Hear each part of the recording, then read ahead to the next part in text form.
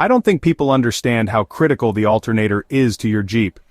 Without it, your battery drains fast, and you could end up stranded. So let's break down what to do if your Wrangler's alternator stops working. First up, what does the alternator do?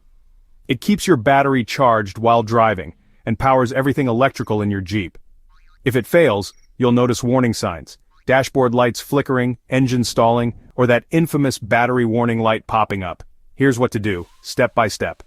Step 1. Check your battery. Sometimes a dead battery seems like an alternator problem. Make sure your battery terminals are clean and tight.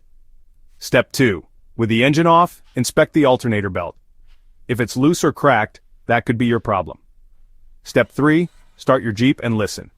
Squealing or grinding noises could mean the alternator bearings are shot. Step 4. Test the voltage at your battery with a multimeter. You should get around 13.5 to 14.5 volts when the engine is running. Less than that, the alternator isn't charging. If you've checked all this and still have issues, it's probably time to replace the alternator. Not comfortable doing it yourself? No worries. Take it to a pro. Don't ignore alternator problems. Fix it early to keep your Jeep running strong. Stay safe and happy driving.